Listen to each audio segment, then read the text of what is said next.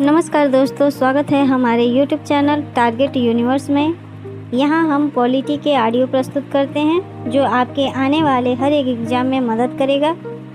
तो चलिए देर न करते हुए इस ऑडियो को सुनते हैं। यह है दोस्तों भारतीय संविधान की प्रस्तावना। यह है भारतीय संविधान, मेरी बात को समझो। यह है भारतीय संविधान। संविधान मतलब आपके घर की प्रॉपर्टी। ये आपकी प्रॉपर्टी है। इस प्रॉपर्टी को बनाया किसने? आपके पिताजी ने। पिताजी ने, उनके पूर्वजों ने बना के आपको दिया। इस संविधान का माई बाप कौन है?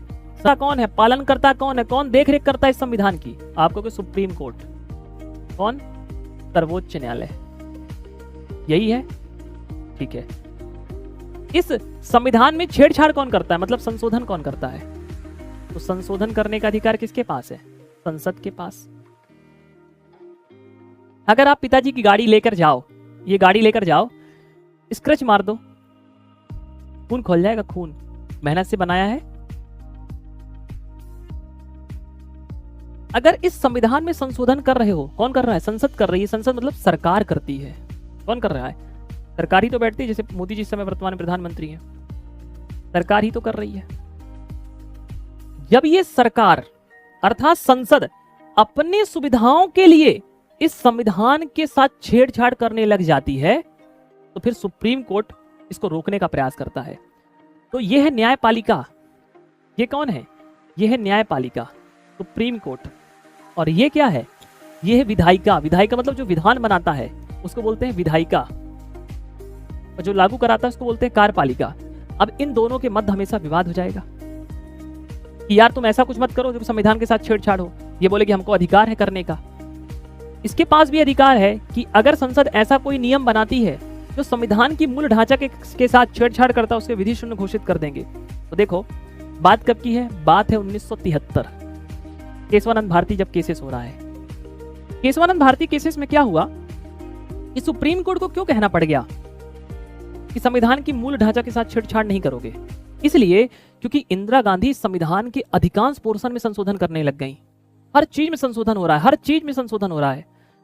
सुप्रीम कोर्ट को लगा कि ये ठीक नहीं है। ये कहना पड़ेगा कि मैडम आप संशोधन तो कर रही हैं, पर अगर आपका ऐसा कोई संशोधन जो इस संविधान की मूल ढांचा के साथ छेड़छाड़ करेगा, हम उस संशोधन को विधि शून्य, जीरो घोषित कर देंगे। किसने कहा? सुप्रीम कोर्ट ने। अब मैडम जी का, इंदिरा गांधी का दिमाग सनक गया। बोले अच्छा, बोले ऐसा। बोले सर आपने एक बात तो और कही है। बोले क्या? बोले आपने ये कहा है कि आप संविधान के किसी भी भाग में संशोधन कर लो। कहा है ना आपने कि आप संविधान के किसी भी भाग में संशोधन कर सकते हैं। बोले कर सकते हैं। बोले हम प्रस्तावना में ही संशोधन करेंगे। लो, क्योंकि आपने प्रस्तावना को संविधान का अंग बताया है ना, प्रस्तावना संविधान का अंग है ना, अब हम प्रस्तावना में ही संशोधन करेंगे। तो डिसीजन देखो, 24 अप्रैल 1973 को डिसीजन आया। डिसीजन कब आया? 24 अप्रैल 1973 को डिसीजन आया। और संशोधन कब हो रहा है? 1976 में संशोधन हुआ। डिसीजन के बाद संशोधन हुआ। ये दिखाने के लिए न्यायपालिका को कि आप जिसे संरक्षित कर रहे हैं मैं उसमें ही संशोधन कर दूंगी, आप कुछ नहीं कर पाएंगे। तानाशाही थी। तो देखो 3 शब्द जोड़ दिए इंदिरा गांधी ने। 42वां संविधान संशोधन 1976, प्रधानमंत्री श्रीमती इंदिरा गांधी। कौन? समाजवादी, पंथ निरपेक्ष, अखंडता। भारत 1976 से पहले भी सोशलिज्म था, समाजवाद था। हमारे यहाँ आज भी है, पहले भी था। पंथ निरपेक्ष हम पहले भी थे, आज भी है। अखंडता पहले भी थी, आज भी है। तो समझ में आया कि 42वां संविधान संशोधन 1976 क्यों हुआ था? क्योंकि इससे पहले केशवानंद भारती केस से सुप्रीम कोर्ट ने यह कह दिया था कि प्रस्तावना संविधान का भाग है, इसीलिए मैंने प्रस्तावना में ही संशोधन कर दिया।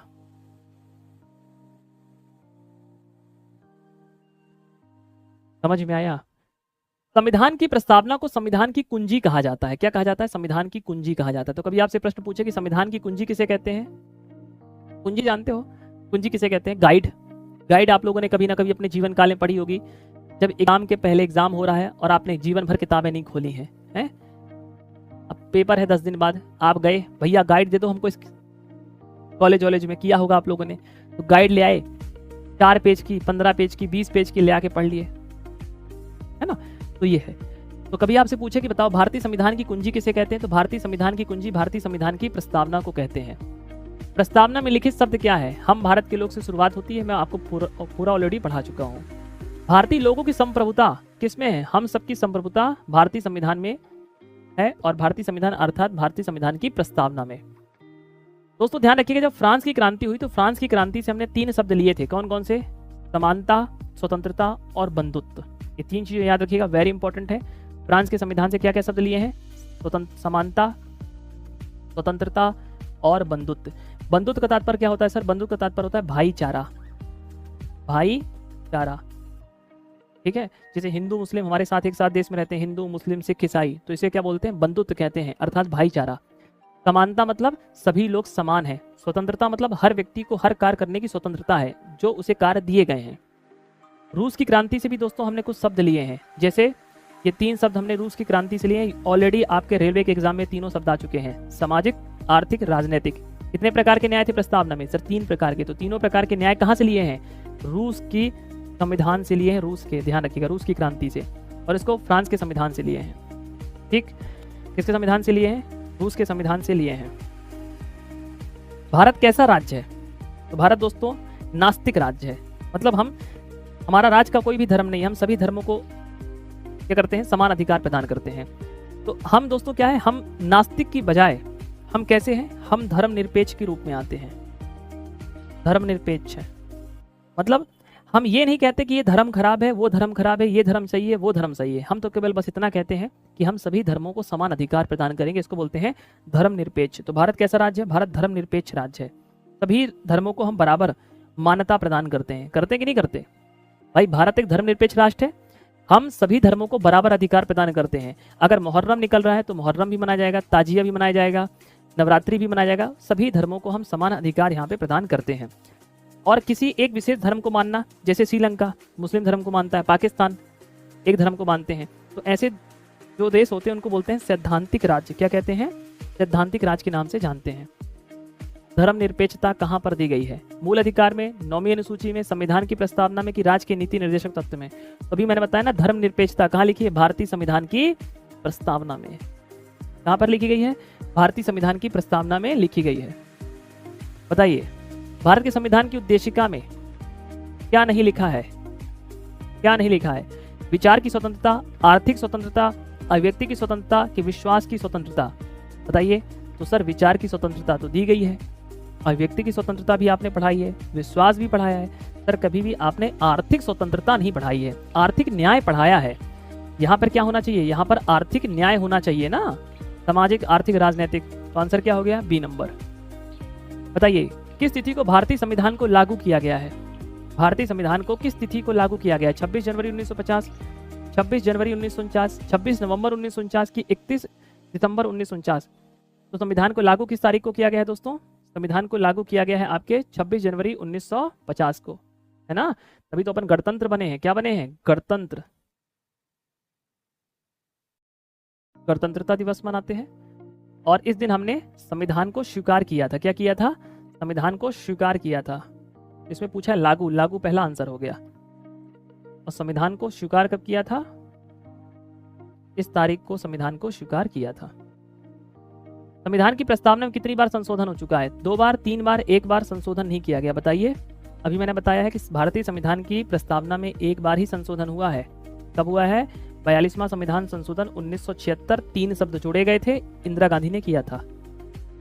धर्मनिरपेक्षता का सही अर्थ क्या है?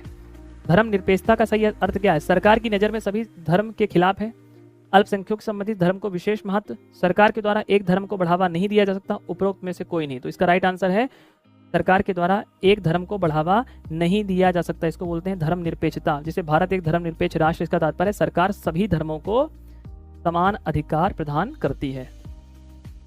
क्या करती है? समान अधिकार प्रदान करती है। इसको बोलते हैं धर्मनिरपेक्ष। अगला बताइए, कौन सा शब्द भारत के संविधान की उद्देशिका में नहीं है?